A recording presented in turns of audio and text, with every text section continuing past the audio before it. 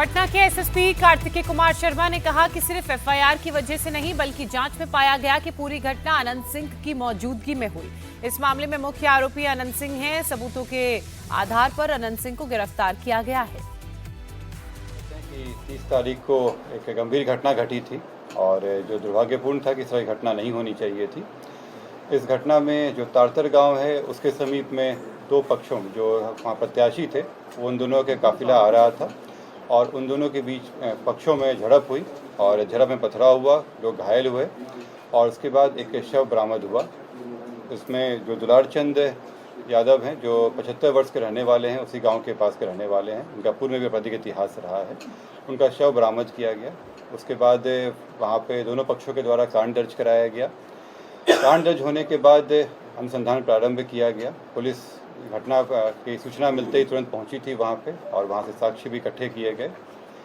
घटनास्थल से कई जगह के फुटेज भी प्राप्त हुए जिससे क्या घटना हुई है उसके बारे में कई जानकारियाँ मिली। लोगों के गवाह भी सामने आए और उनकी गवाही भी ली गई।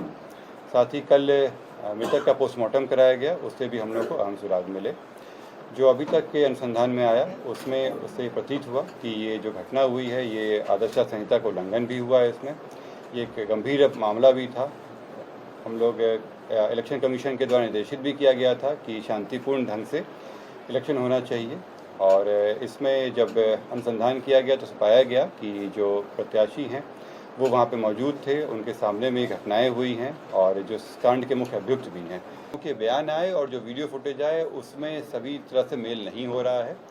और ये होता भी है कि जब घटनाएं हो जाती हैं तो कई तरह की बातें होती हैं, लोगों के अपने अपने पहलू होते हैं, एक सत्य होता है और एक लोगों के अपने अपने विचार होते हैं। तो इन सभी को लेते हुए सत्य की तलाश की जाती है और वही अनुसंधान का विषय है हम लोगों का। केवल गवाही या उस पर आधार पर हम लोग नहीं चल सकते हैं।